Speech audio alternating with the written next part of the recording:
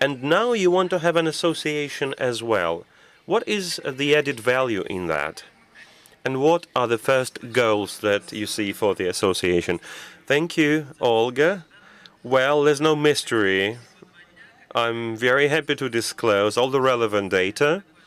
Yes, the association is only 2 days old, but the discussion about having such association that would facilitate data exchange, data usage, raising awareness about data. This discussion has been ongoing for about 3 years, and it started with the risk, of course, because I think it was the ministry back then, the Ministry for Communications, that adopted, first they adopted the law for personal data protection, and next their plan was to adopt a new one for big data protection, because it's already there and we need to regulate them.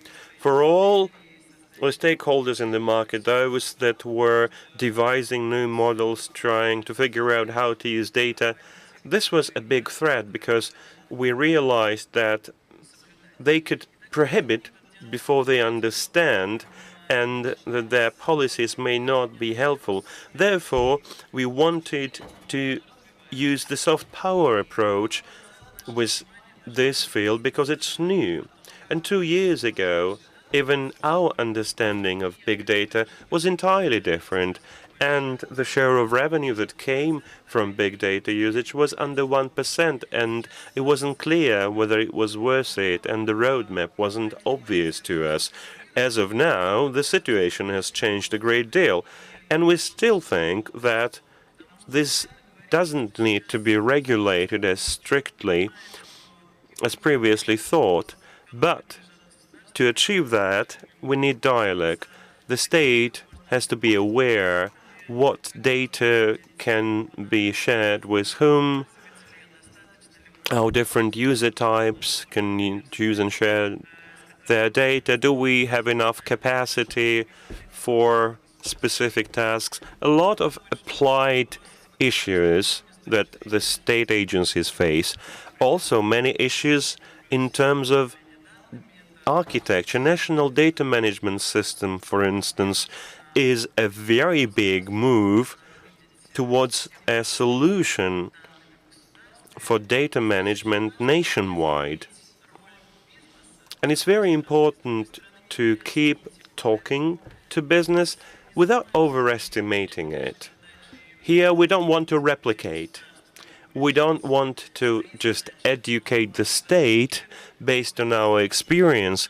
We want to voice our concerns, our interests, and our needs, and also explain how this can be beneficial to big businesses, existing businesses, but also startups that need the data that we own, and that we don't disclose, don't share with them, because we don't have the rules for that yet.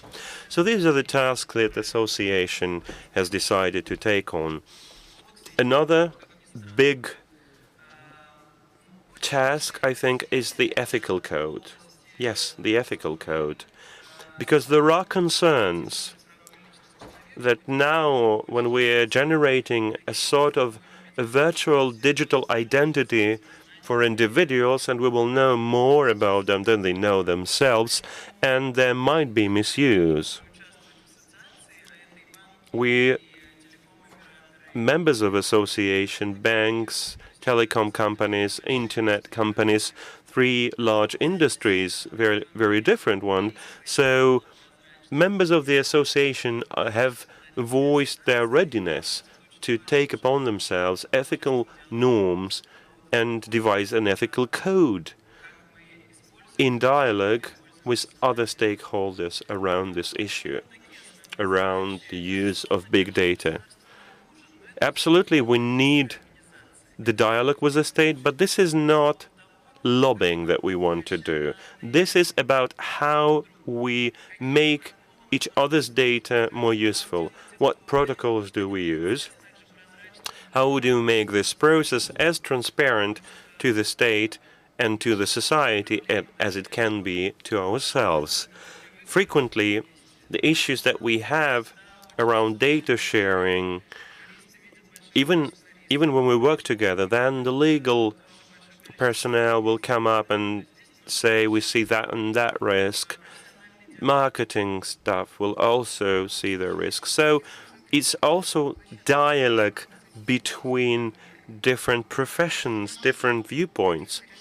Aren't you concerned that we haven't had these solutions come up throughout 3 years of discussions of digital economy and that we're having regularly? The same members are represented in our discussions and in the associations. Do you think there are specific approaches already at play, or do you only thinking what the solutions could be? Well, the Working Group for Information Infrastructure wants to achieve in the next 2 years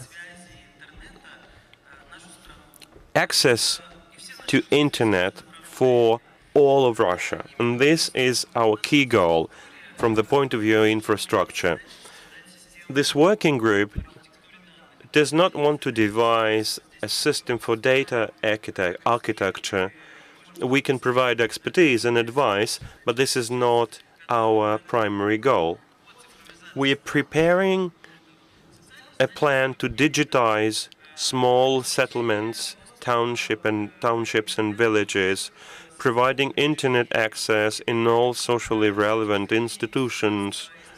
So this task that is co-owned by the state and the working group is what we're faced with now. 5G mobile networks is also upcoming. Should we start with B2C? Should we start with B2B? How do we get the frequencies?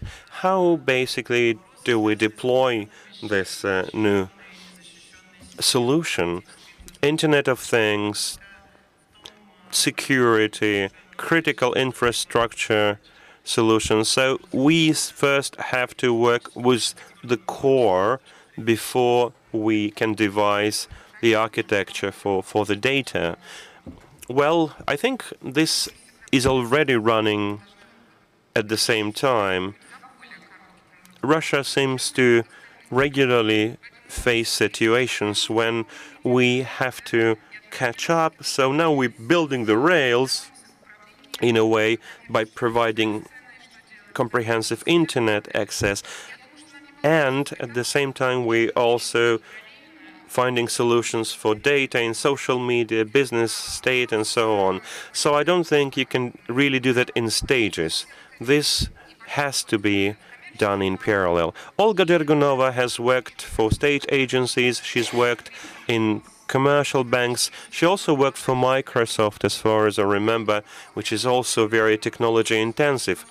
Olga, what do you think about outsourcing versus not having this outsource? What faculties can be outsourced, and what do you think the institution must keep in-house? And how should you devise your data sharing policy as well? And second question, about what is your opinion about social media information? There's a ton of data there, and we'd better devise solutions fast, both from the point of view of data protection and data usage. Thank you for the question, Olga. Okay, let's think of it. I guess none of us has an answer what type of data we should keep in-house, what kind we can give out. I guess each one of us, at least in the financial and banking world, know that what we are doing with data today has been done with it for the last 10 to 15 years. Our risk departments have been using the very same models that they are using today. They've been doing that for the last 10 to 15 years. And the fact that now we call our analytics data scientists, nothing has changed since then. And now we say that data science is everything and is our future, and we're hunting for the best talents, hire more data scientists and it will all be fine. There are a few of them, yeah. We do have mathematicians, but they're not as great as they used to be, and the choice is not so great. And when the data scientist comes to you, he has no one to talk to in your company, and he feels bored with the primitive objectives in the banking analytics. And the big question we face is that we start working with data in a moment when the products of the previous generation are rather obsolete and very typical for banking sector. And while the predictive models that we would like to engage the customer in and force them to buy result in a conflict that the product we offer is obsolete. And it is a certain gap and the discrepancy we face. We are trying to build platforms while as a banking service we have nothing new to offer. And I guess we are all at this stage of search right now. What type of client scenario, what type of result and what type of conclusion we want to see in a moment when we're digging into this new type of data. And this cluster of big data, we believe, is more about the quantity of this data and not the actual concept that is behind this idea. This is data from different sources, different structures, data of different type. This can be voice data, digital information, pictures, photos, anything. And that's a different class of data that we'd like to research. I can't speak for all banks, obviously, but we so far do not have an answer to the question, what is it that we want to offer to our customer as a result of research and analysis of this data? We thought for a long time, we thought of the ways to bring more people to our bank, and now we come to a conclusion. We know what type of services are demanded at a certain moment in time, but we don't know how to monetize that. What to do next is not quite clear so far.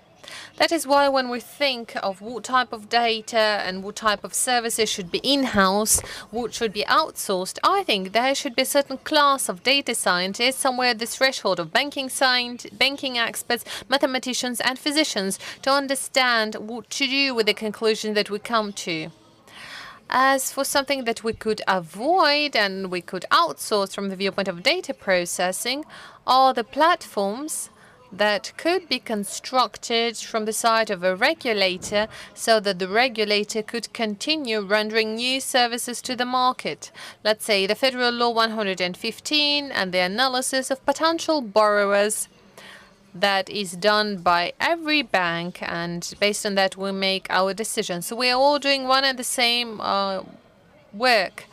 We follow the recommendations of a regulator and ROS monitoring that force us to constantly change our databases and search mechanisms. So if it is possible to outsource something, that would be this, the interaction with a financial monitoring agency. So we want to know 1, work, 0, not recommended, or some other command or recommendation that would enable us to think of the risks that we're ready to accept and decision we make. So, development of platform for the services offered by a regulator today, and any services that would enable us to process them without an engagement of a human being can be outsourced together with the data we have. Because later on, we as a specific owner of a unique knowledge are no longer needed there.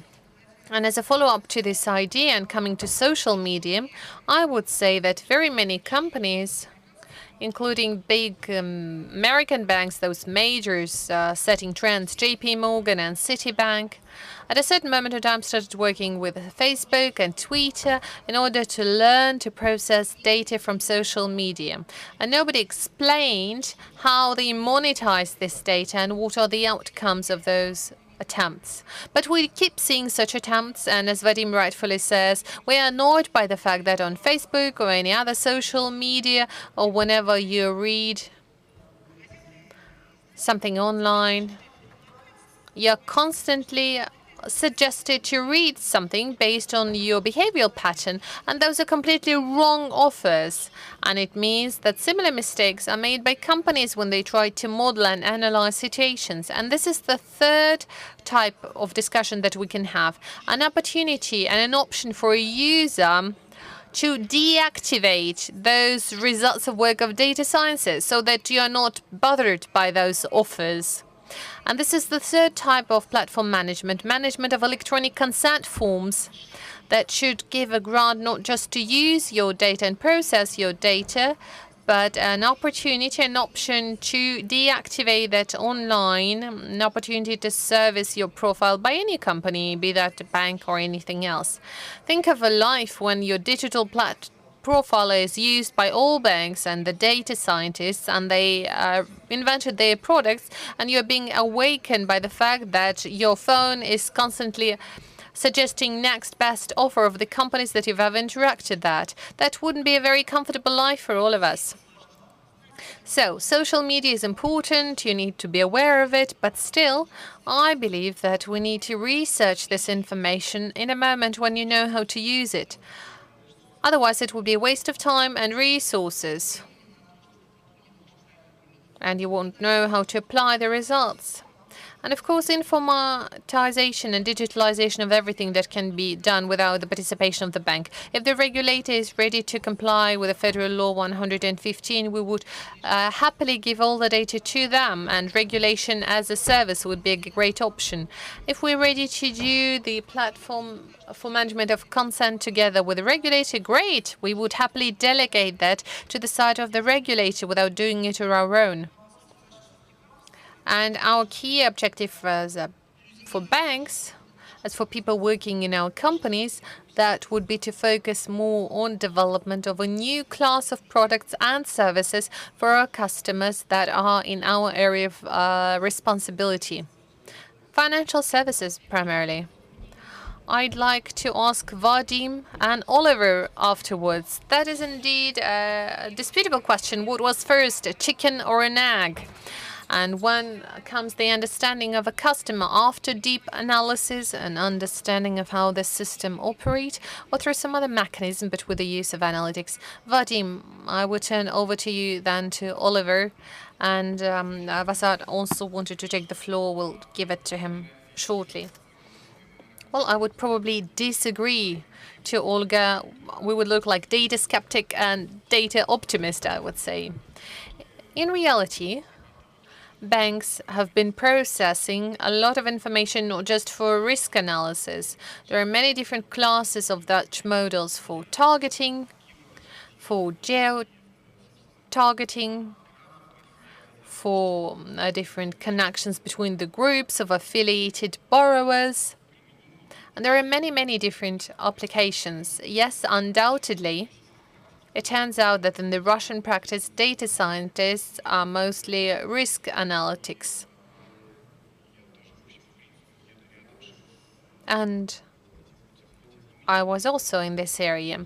But gradually, we see this shift towards an attempt to smartly customize the product for a customer needs is an objective that everybody is working on, not just the companies from financial sector. Well, if we add a bit of futurology, and that would bring us back to the first question, why is it easier to be a follower rather than a leader? You can find a shortcut. I'll share with you some figures of research. By the end of 2018, there will be 644 million smart houses installed, and 16% of them would be installed with stacks of assistants. So that would be the assistants to which you could talk in a human language. By 2024, there will be 1.2 billion of them in the world, and the share of such smart houses with a voice stack would increase by 20% of those house assistants. Now, that is a brand new channel for communication. So what do you need in order to be able to talk to your customer? You need math for that. Okay, of course, voice recognition, different chart boards. Those are different classes of math models that are needed for that.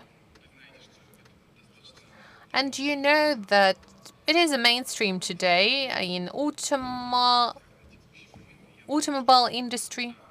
And I think that is a certain alternative to a weapon race that awaits us. We either have to teach mobile banks to speak, translate 50 rubles to my mom, transfer 50 rubles to my mom's, a type of commands from the user, or we would have to build into some other solutions developed by other companies as a service provider. And I think that is not exactly a faraway future for us. So the issue of being able to build in our products based on math models have to be resolved today, immediately. And this is the part of product development that we have to work on very quickly, because the next leap of evolution is very close. Well, there are two aspects to that. The first one is what the customer actually sees, and the second aspect is what the customer doesn't see. And both of them are equally important, and maybe the second one is even more important. The first aspect is use of data in the broadest meaning of this word to enhance customer experience. And I mean remote identification by means of biometrical data, something represented at the booth of Rostelecom with the solutions from Tinkoff. We're demonstrating it today. That includes interface design, interaction of the customer with those interfaces, for example, face recognition, voice recognition without identification, and all those complicated logins and passwords, be that a call center or mobile app, it doesn't matter. That is also all recommended apps. So that requires a lot of data, and that is very important for product design, for interface design, for enhancement of the algorithm of interaction between the customer and a bank. So it's not a dilemma whether a chicken or an egg. It's an egg for sure. We need data. Something that is less sexy today, but is no less important, is increasing efficiency of operations of different companies. We talk a lot about chatbots as of it is something attractive for a customer. Sometimes a customer is not aware of the fact that they are dealing with a chatbot. 20% of all incoming calls are processed by chatbots. By the end of the year, I think that would be around 40%. We even now have call bots rather than chatbots. They call our customers to do question pools, to keep track of the customer satisfaction. That is also used in computer vision for anti-fraud purposes. There are many other different things. There's 100 of different areas where everything is applied in order to increase efficiency of a company, decreasing costs, and that is good for the customer, of course. But we need data. So what is a priority? I don't know how to answer that. May I please take the floor? That's not the question. Of course we need data. Of course we need to collect it. But what does it have to do with data science? We're just in a different stage now. Predictive analytics and creation of new models offered by data science have to result in a different quality of product. And I fully agree to Vadim. Those are two processes going simultaneously when developers of product have to guess that there would be another way of delivery of this content to a consumer by different means and devices. If you think of a world where you wake up in the morning from a chip inserted into your body because a certain sensor tells you that it's time to wake up, then you talk to a smart assistant about the weather, then you talk to an electronic cat, then you come to a door of your house and it doesn't let you out of the house because the current state of emotions in your body do not enable you to get a bank loan. Well, it is scary to live in such a world. Wait, we've never tried living in such a world. Maybe we would love it. Well, maybe. I actually might guess that we might like it. We would find more time for other things, much more intellectual and amusing. May I add something, please? That is exactly why, Olga, we need to gather everything, all the data. That might sound scary. Of course, it is happening in an uncontrollable way. It might have some bad consequences for consumers. But that is important to combine it with the previous part of our discussion.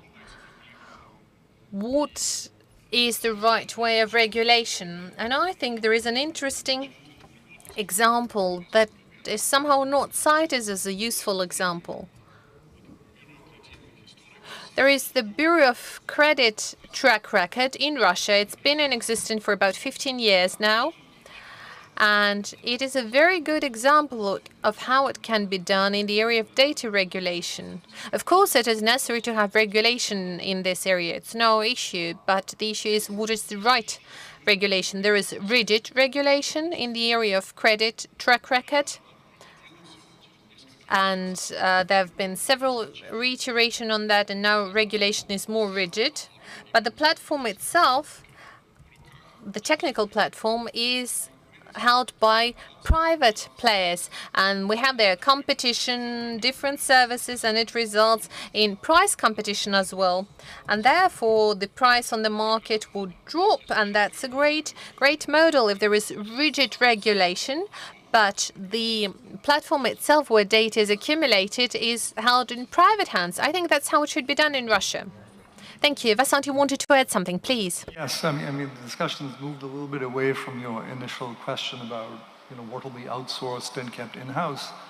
Мы сейчас к нему вернемся. Well, we'll get back to this question for sure. We'll get back to that. I just want to add something really quick that, I don't really see banks ceding control of the relationship with the customer to third parties. I don't see them ceding data to third parties.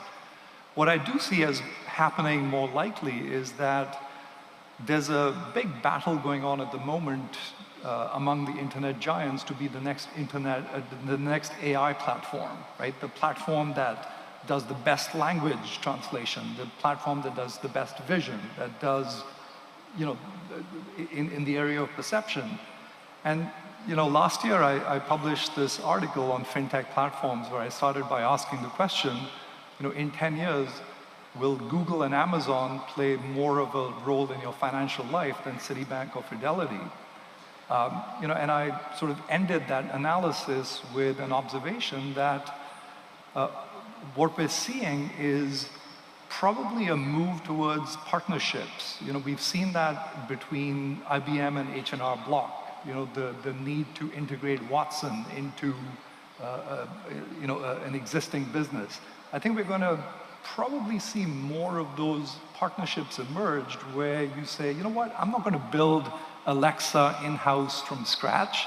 I'm not going to build, a language understanding system from scratch. Google's already done it, or Microsoft's already done it. I'll partner with them and make that part of my offering, right? That's much more likely to emerge. We're much more likely to see these partnerships and white label kinds of arrangements where these AI platforms become de facto parts of offerings from financial institutions as well. If I were to make a prediction, I'd say that that's more likely to be a direction in which we'll go, as opposed to sort of ceding the customer relationship or sharing data with, with outside companies. I do agree, actually. What we've seen is that partnerships work in many industries.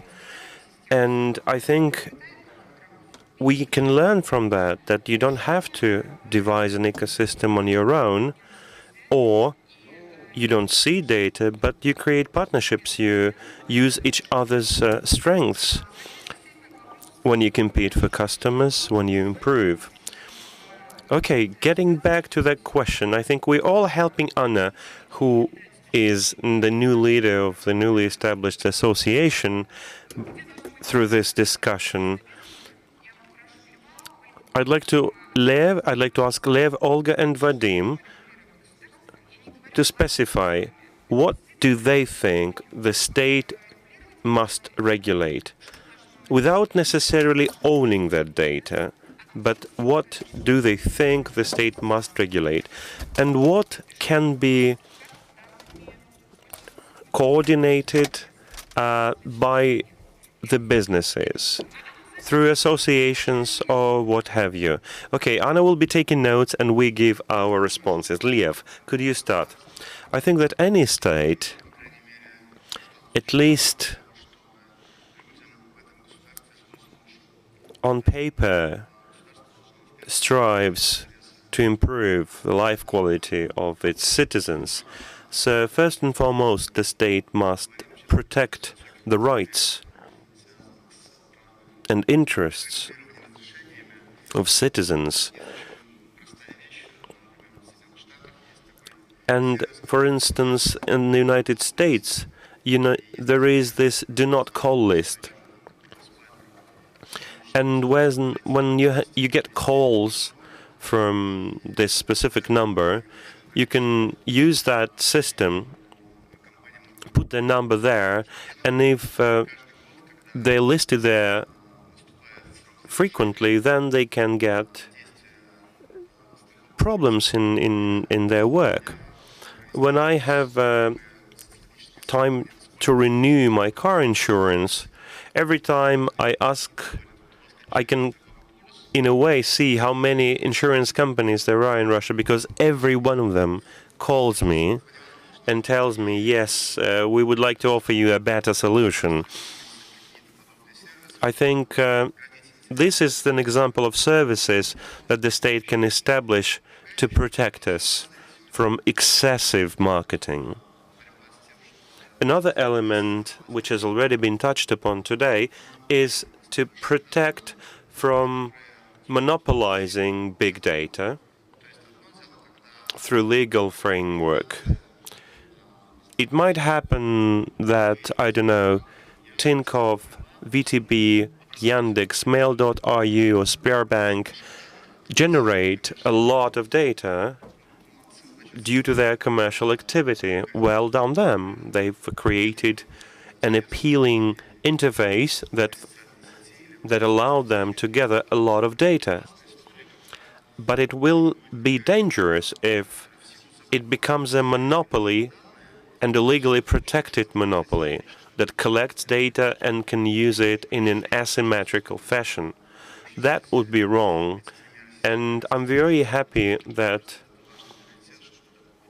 Vice Prime Minister declared prevention of such situation as a priority, because this is a very competitive industry, and we compete not only with other banks, we compete with almost anyone who's working with digital.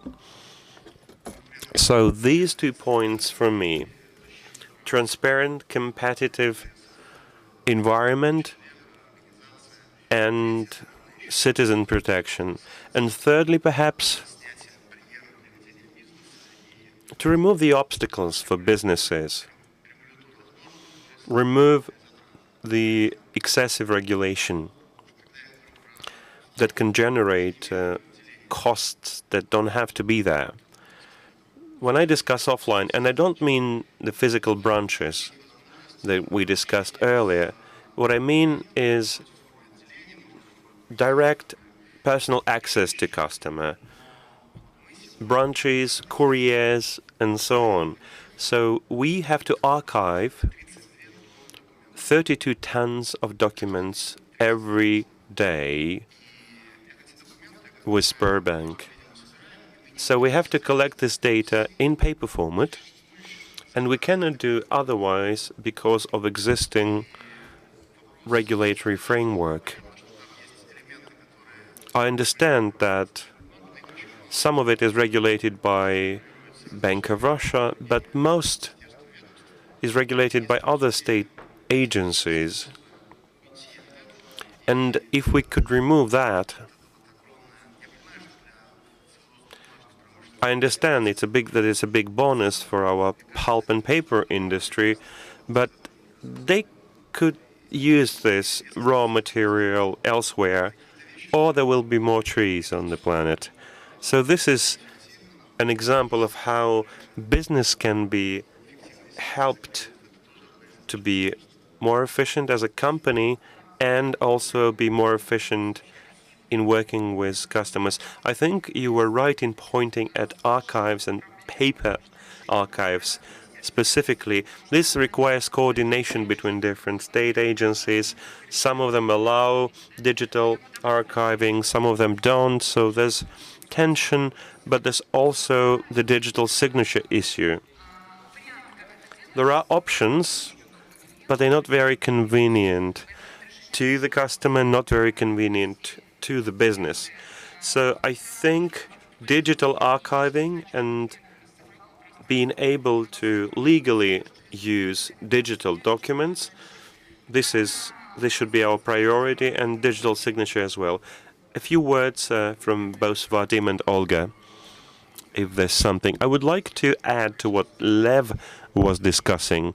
On the one hand, the state must ensure personal data protection and create a system of its storage.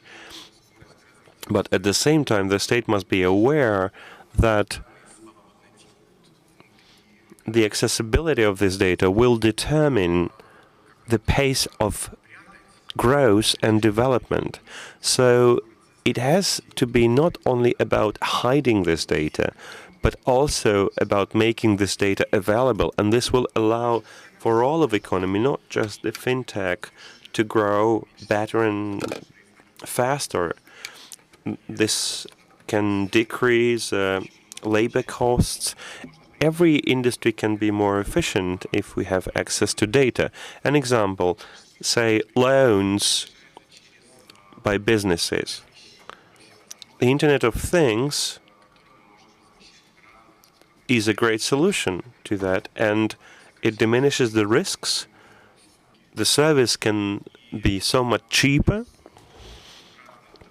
On top of that, other industries can work with data because they will feel more secure, and the customers will feel more secure about these businesses using their data.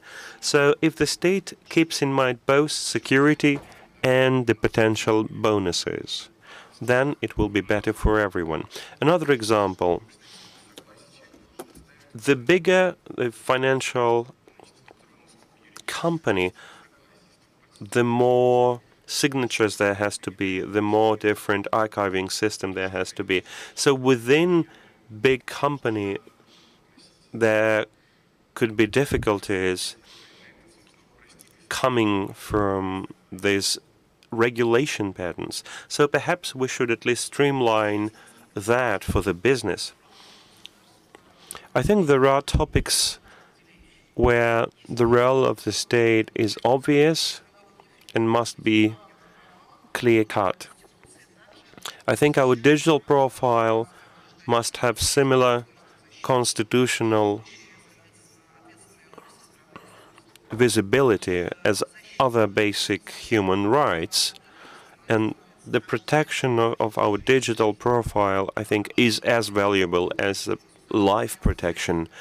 And I think when this is finally created, we would allow the state to use this profile, but we would want no one else to have access to it. Second, of course, all the material documents that we have, the paper, the structures that we used to with the contract number, the signature and the seal, to move towards registers that are stored digitally, so that we don't have this fake ID, so that we don't have to scan ID when you go to a bank. Let's digitize this, so that we will forget about this paper that we have to work with as of now. This, I think, is something the state has to do, because our IDs are regulated by the state. Thirdly, all the functionale in the field of Federal Law 115, for instance, has already been delegated to banks in terms of loans. Back in the day, the state was perhaps just not ready for that, but I think was a wise step. So if the digital economy can benefit from a banking of a state agency of any kind, then I think this sphere is the right one to work with. And finally, state agencies such as Russian Register Agency, Ministry of the Interior, everyone else who is the source of data for the financial sector, they should start generating this data and then share them via OpenIP, not have an individual contact with every state agency, as Oleg discussed, but be part of the state policy that will mandate that this is the service that state agencies has to provide to non-governmental players there. Well, we are about to conclude this panel. I want to highlight 3 points. Maxim Akimov discussed architecture development and the role of state there and the content of this architecture. And I think the majority has agreed that the data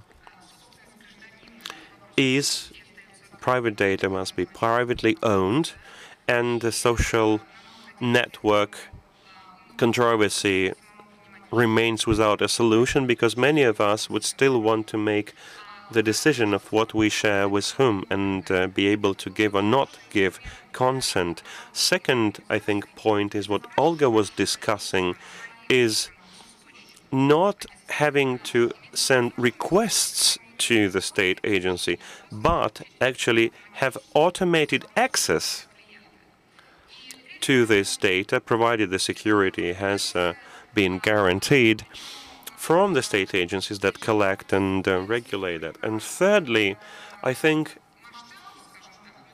we don't only compete in scale, but what's also happening is that the state ensures financial security, but at the same time creates a fertile ground for business to develop and prevents monopoly.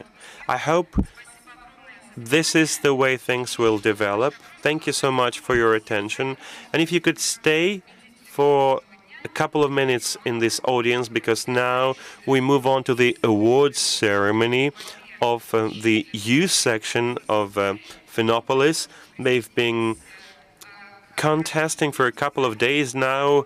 The winners are known, so we will do the ceremony in a couple of minutes. Please stay on for that. Thank you.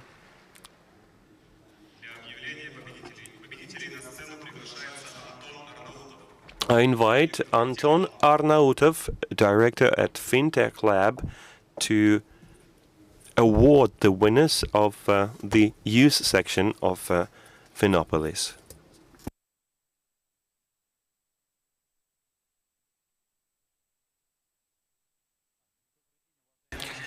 Good afternoon.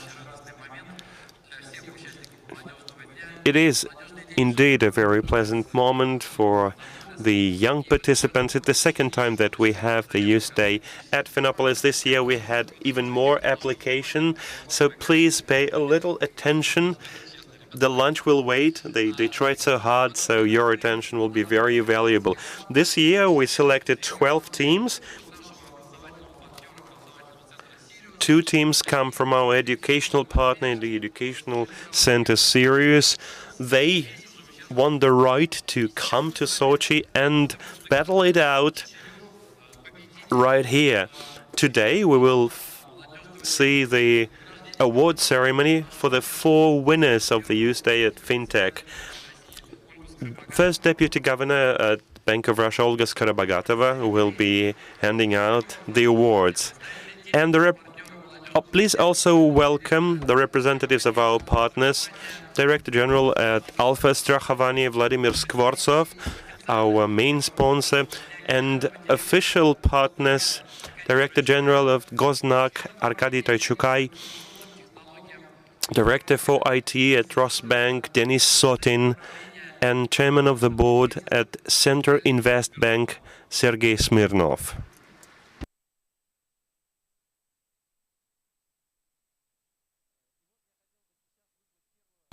So please welcome the first team from Rostov-on-Don, Ulcer. Oh, the stage cannot fit us all. Okay, let's make some space for the team, Ulcer, from Rostov State Technical University. Let's have the teams at the center, because they will have super brief presentations. I think it will be better if they are at the center. Okay, now we improvise. Now you're going to present. Did we plan for that? Okay, this team devised a platform for small and medium enterprises, which would allow these businesses to easily offer loyalty programs. And you already have software for that, based on Atoll. We weren't informed that we're supposed to present, but you have to be ready for that, being the new generation. Well, what we devised is a loyalty program marketplace, something where you could easily create a loyalty program, both for users and for businesses. There's a store where you get points as a user. Businesses can register with the system and integrate it with their discount program via QR code or other channels. The user will collect their points there. This can also aggregate so that the businesses will be able to individualize their business offer. We've integrated with Atoll Cashier, and we've also made it available on Android and iOS. Thank you so much. Now, I think for the ceremony. You will receive the certificates, diplomas, and this is also the gift certificate at 25,000 rubles that you can spend on books. Now the word to Vladimir Fortsev, Director General at the Alpha Strachovania. I won't keep you for too long. I think this is a great result. Loyalty program is something we all need. The stores, the banks, the insurance companies. I really welcome that you actually devised an application that we all can start using right now.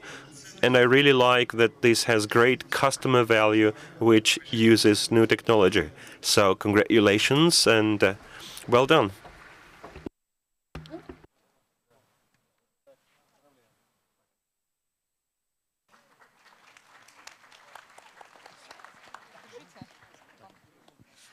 Вот пока я коллегам вручаю грамоты, я хочу сказать, compared to the last year's Youth Day, today what's different is that we did discuss their applicability. Last year was strong in theory, but this year we didn't tell that to the participants, but I was so interested in what they did. I think perhaps we could actually use the loyalty program that they've devised.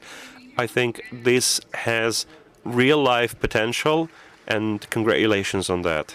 Well done, guys. Now I'd like to invite the next team, KITEK or KITEOK, as they call it themselves, representing St. Petersburg University, St. Petersburg Economic University, as well as University for Mechanics and Optics, ITMO. This is a platform that will, through machine learning, understand the need in banking products. Well, our main idea is that in order to do scoring and create corporate customer offers, one should use data that is openly available on social media and elsewhere. Now this is done, so to say, manually, but because natural language processing is becoming so strong, and we believe that you could do that to achieve individualized office. I think Oleg should talk to these guys because these guys seem to be ready to do some machine learning. Okay, Dennis Soting is here to grant the award. Also, very briefly, we're being a bit messy here, but never mind. What we saw on the first day, the way you work, the speed at which you work, the speed at which you generate something new. So you really have an unbuilt digital profile, being the younger generation. I remember the detailed presentation, a very thorough one. So all the best to you and congratulations.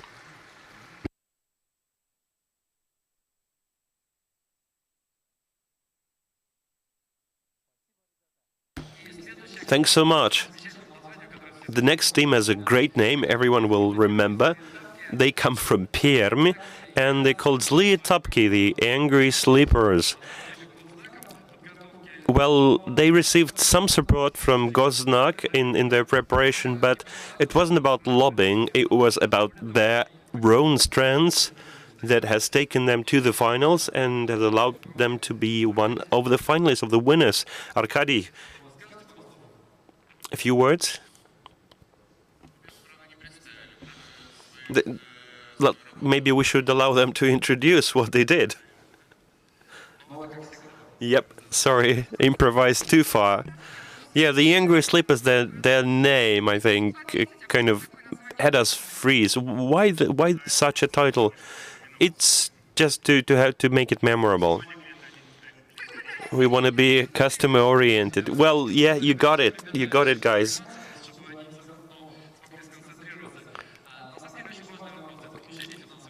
So they worked with a very important issue, financial literacy. They suggest creating a platform where financial literacy will be gamified and will target different customer segments, different target audiences. This is just so. Well, in essence, we gamified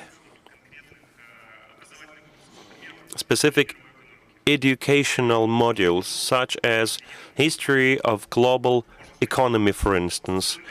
And a customer won't have to attend classes at the universe, so this can be done remotely and in a fun, gamified way. Thank you, Arkady. Well, I think it's an open secret that a team from Perm has been supported by the Perm branch of Goznak. This is where we print money in Russia, as one knows. But it's not about that. It's about Perm University being a great educational institution, from which we receive a number of great graduates. So, of course, it's up to you to teach us financial literacy. You are natives in this language, and we're only learning this language. So it would be awesome that you will be able to teach the rest of us to speak and think in the language of financial literacy. Thanks very much. And the last team, we actually didn't have the first, second, and third winner. We gave 4 equivalent awards to 4 winners.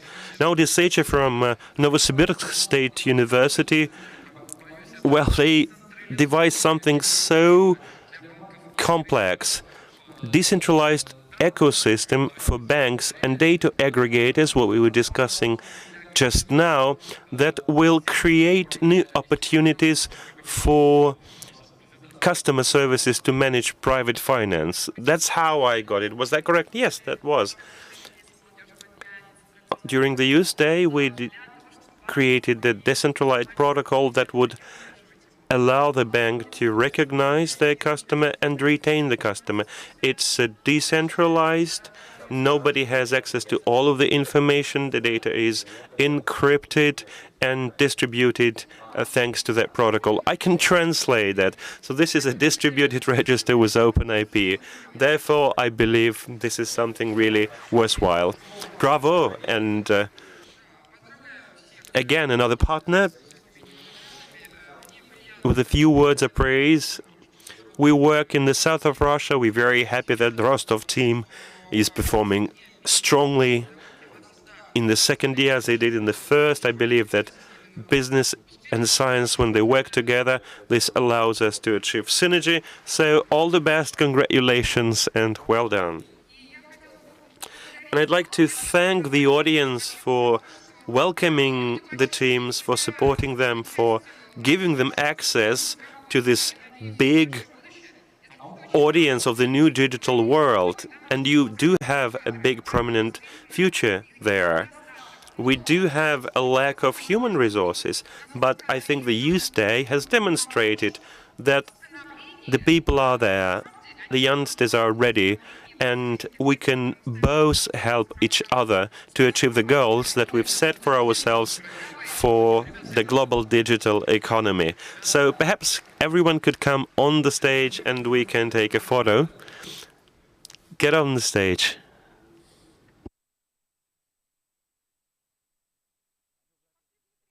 Okay, they must be implementing on, or spending the gift certificates.